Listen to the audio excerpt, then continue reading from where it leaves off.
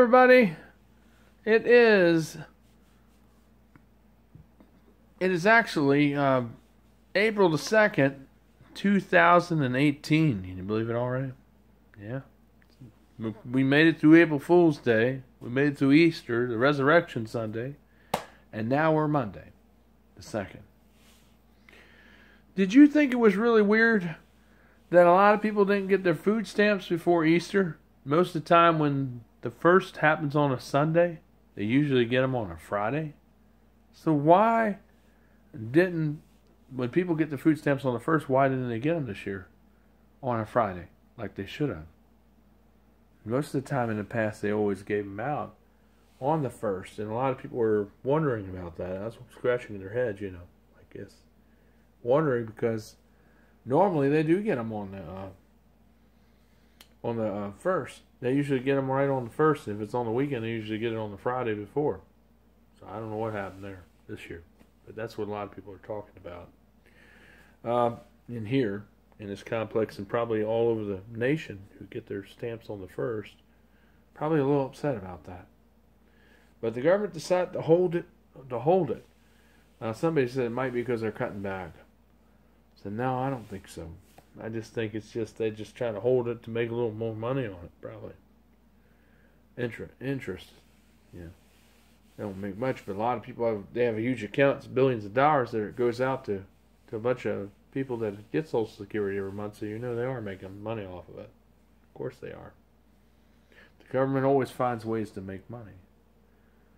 And that's just no different from any other business or any other corporation. The government operates in a lot of ways in that same manner too. But on to other stories. Please pray for my Uncle Jim. His sugar was 295. Then he checked his blood before he went to bed tonight, and it went down from 295 to 245. Now I've been with him, and I've been getting him to drink water. He's drunk about 5 bottles of water tonight, and then he also took his medication. And when I left, he had a headache and he was dizzy and everything. But I was with him the whole night, and I know what to do. So we got his headache down, and I think he's probably going to feel better tomorrow, because there's one time where he missed his medicine dose, and that's why I think this happened. That's why sugar went off the chart, because he skipped it, taking his medicine, and that's probably what made his sugar go up so high, because he wasn't taking his medicine right. And we fixed that today, and he took it early, his nighttime dose, so he can make up for the dose that he missed. And tomorrow morning when he gets up at 9 o'clock, he'll take that medicine right away, and he'll be on schedule. Or 8 o'clock when he gets up, he'll be on schedule for his medicine. So that should alleviate this. And he'll probably getting up a lot during the night to use the bathroom to pee out the sugar, so it'll lower his sugar even more as well.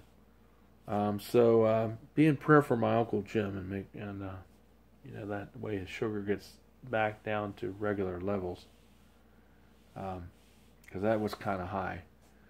Did you know that they don't allow people to go to the ER unless their sugar is at 600 to 700? I didn't know that, because that sounds like you should be dead at that level. But my mother said, well, maybe things have changed. I said, yeah, they have, because it used to be if you had 200, that was where you had to go to the hospital. That's what it used to be, but I think things have changed. Apparently. So that's why it's 600 to 700 before you have to show up to the ER if you have sugar at that level. That's your sugar. If you have diabetes, you have to watch that.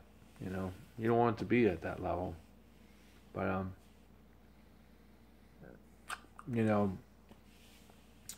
But anyway, just pray for my uncle, and I think he's going to be all right tomorrow. I stayed with him until about a little after 11 tonight. In other news, just want to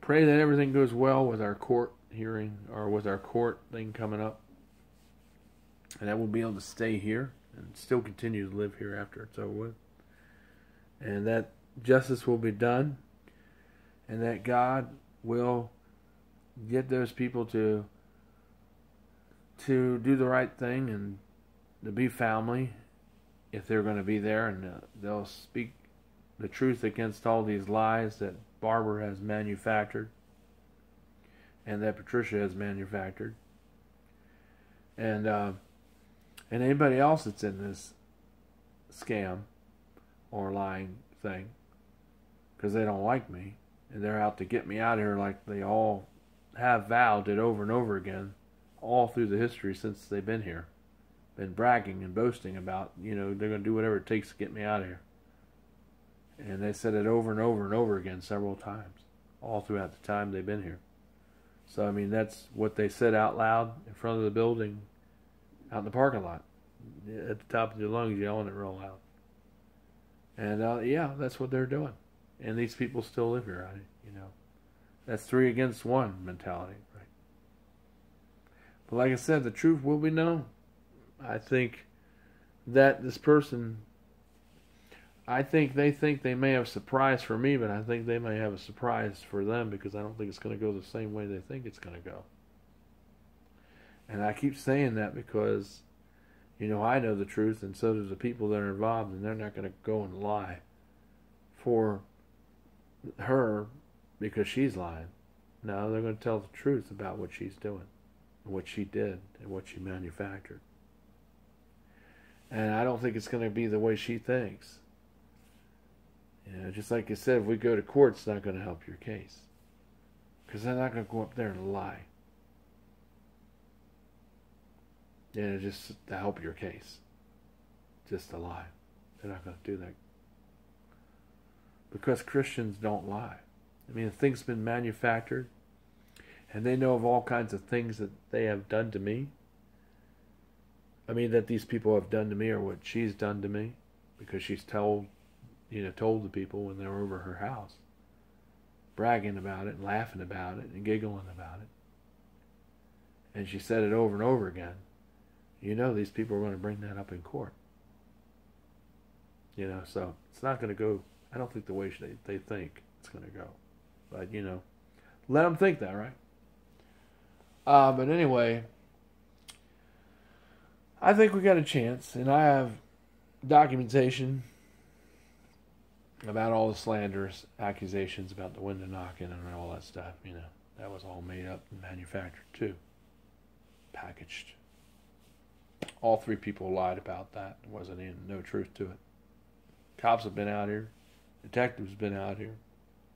Guess what? They're going to be there in the courtroom. Yes, sir. So, yeah, I don't think I really have anything to worry about.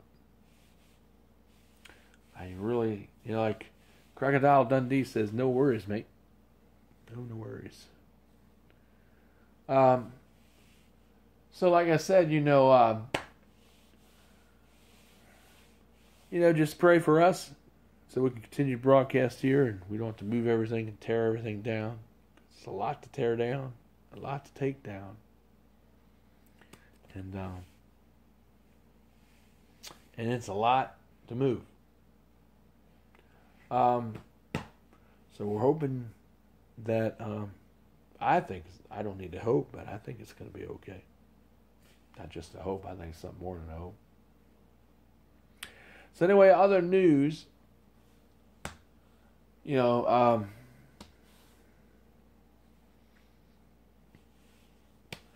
do you feel about 5G? Do you know about 5G? 5G is a new technology that they're deploying all throughout America up on the poles. They look like little white, little round, like dishes. They look sort of like a satellite dish without a little bar in front of it. It's just a round little white dish. And it's up on all the poles. They're going up everywhere. Have you seen them on the poles at stoplights or even on regular phone poles? They're usually every 45. They have a report. They're like in a chain. They're like a repeater. And they're kind of like cell cells. They go every 45 yards. And that's the coverage, the radius of what they cover. And they have to have them all, linked together like a hub where they kind of transmit and amplify the signal. And 5G is a whole lot faster than 4G. So if you thought you liked 4G, 5G is even a lot more faster. Matter of fact, a lot of cars, the new cars that actually drive, will deploy this 5G technology because it will have to use it for updates, and we'll have to use it even in real time while it's doing real-time traffic for some of the things to work. 5G would have to be deployed nationwide, even on every road just about, for cars so they could be able to drive safely and securely, so they would be able to utilize that technology to help as a backup when other sensors may fail or drop out because of various weather conditions and so forth. That's where 5G would be utilized to compensate for that. But did you know there's a lot of radiation that comes from 5G? 5G is sort of like microwaves. And yeah, it's sort of like similar to microwaves. And so, you think cancer cases right now are high right now? Well, they're going to really be popping when they deploy this stuff nationwide.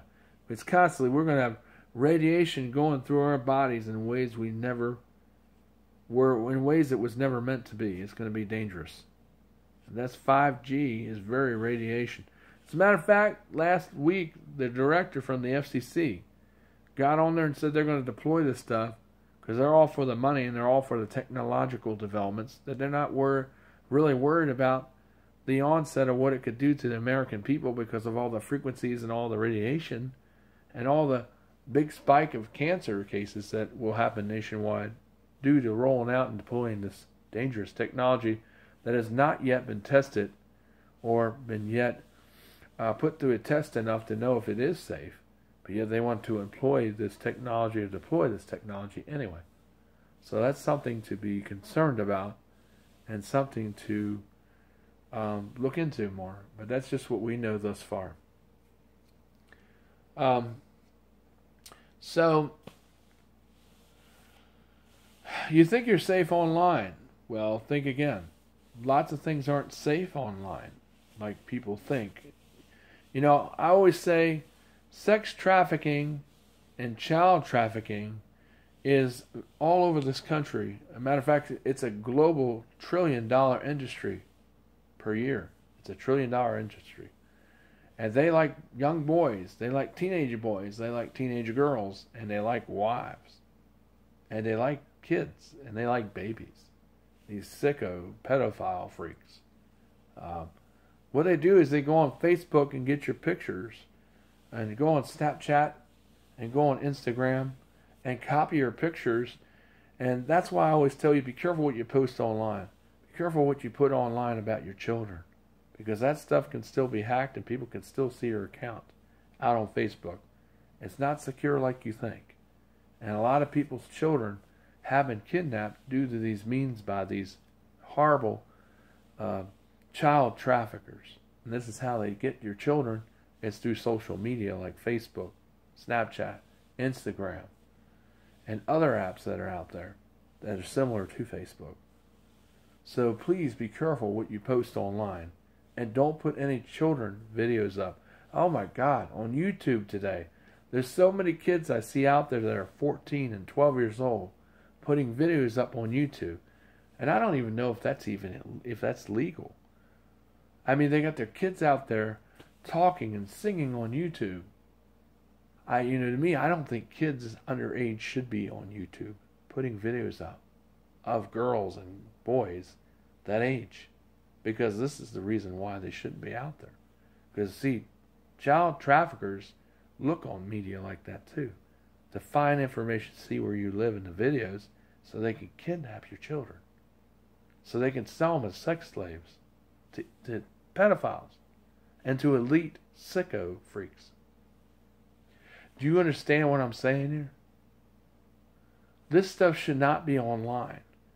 I mean, I think YouTube needs to reform its policies. There's a lot of children on YouTube. I mean, we're talking 10, 11, 9 years old, 8 years old, 7 years old. I mean, I thought YouTube had an age restriction or an age agreement. I thought. But there's a lot of teenagers on there, underage kids on there, doing videos. I mean, I can understand if they were adults, that'd be okay. But having your daughter or son be out there on YouTube for everybody to see, I don't think it's a good idea. Do you realize, parents, that your kids may be doing this? Do you realize what you're opening your child up to? Or do they realize what they're opening themselves up to? Possible sex trafficking, kidnapping. That's why a lot of children come up missing from stuff like this. They take the pictures, they copy it, they find your ISP, they find your real address, and they come and steal your child. It happens so much in this country.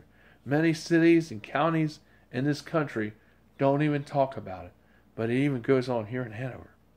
It's a nationwide problem. As a matter of fact, it's a global problem. This happens in all countries, not just America. It's just like the drug war. We thought we were done with that. You know what? The drug war is more alive than ever.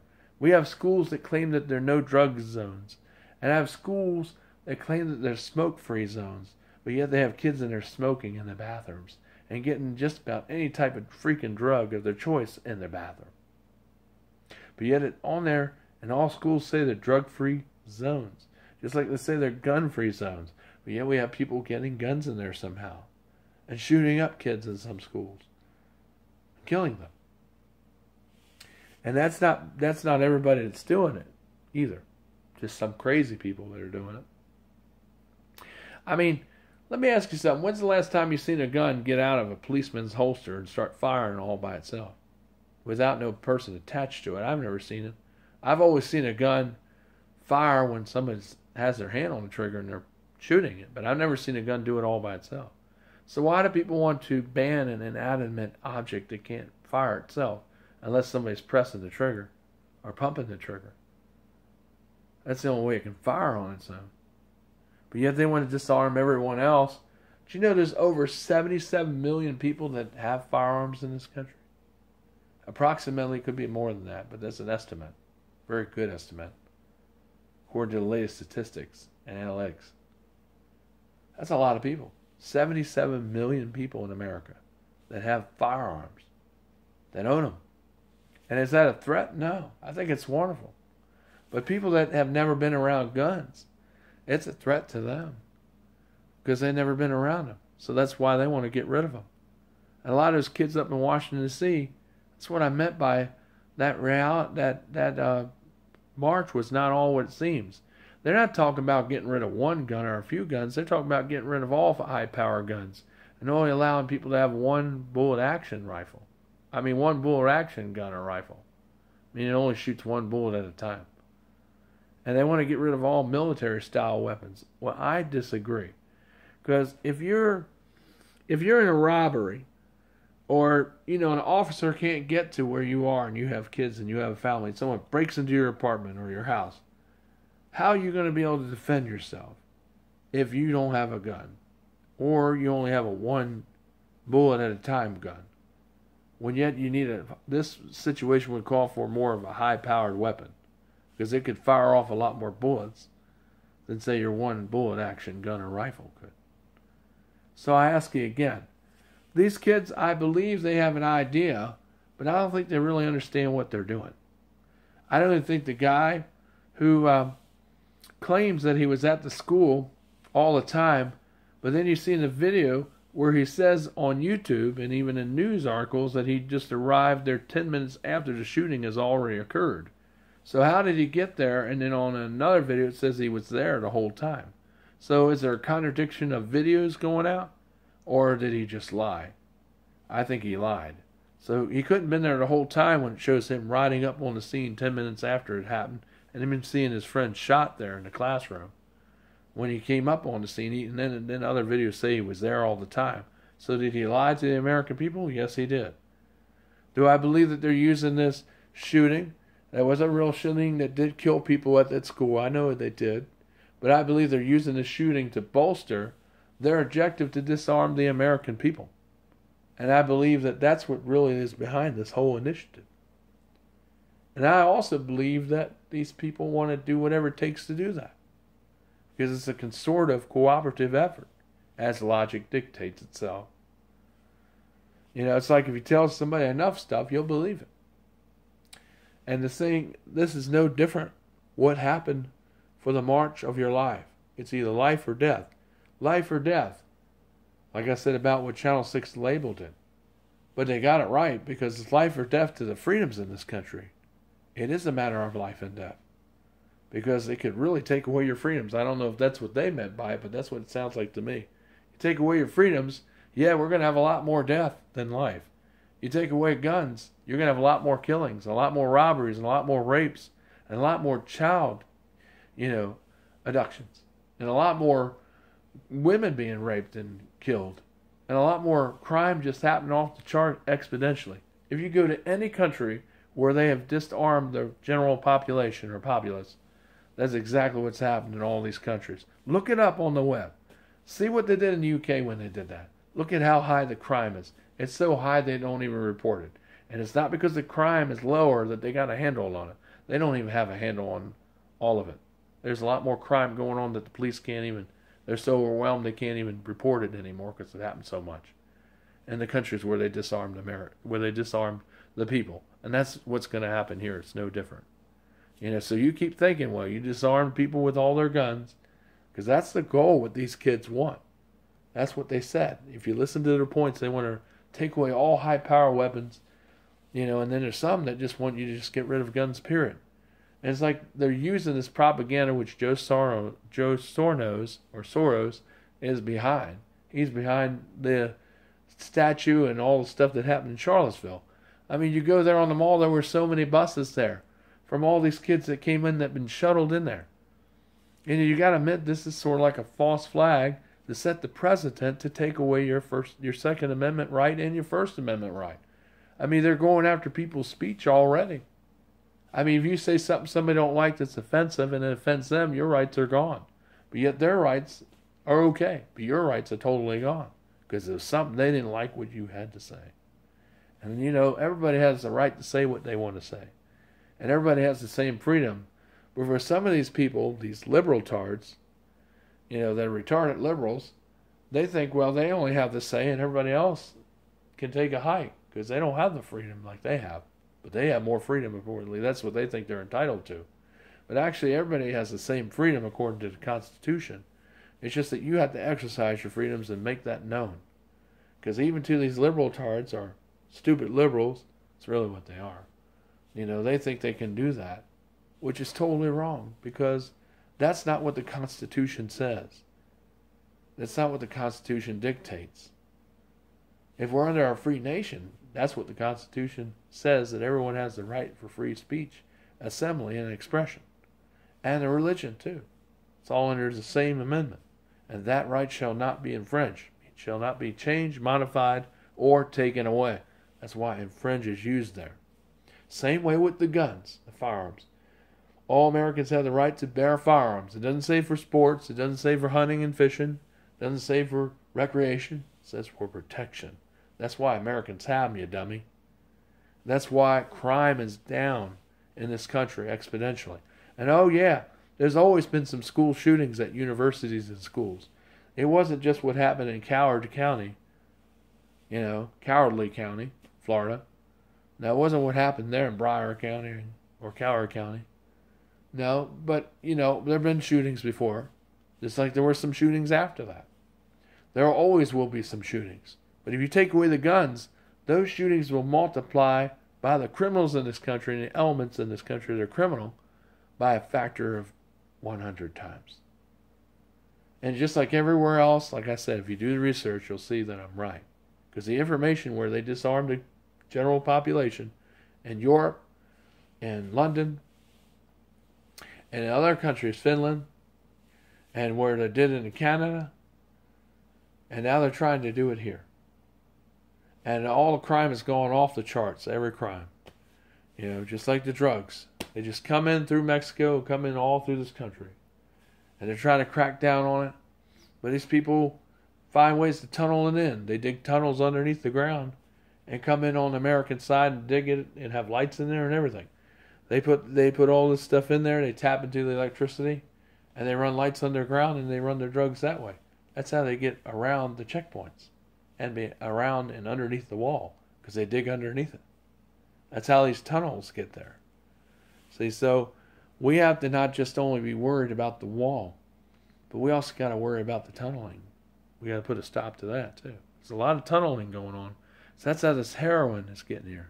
Not only that, these jokers, these drug people, you can see on air footage and on TV and on other news stations where they report it, that they're growing the opioids and growing the poppy plants right here in the United States in the hills in California and other areas where it's secluded. They're growing them right here on American soil. That's right here.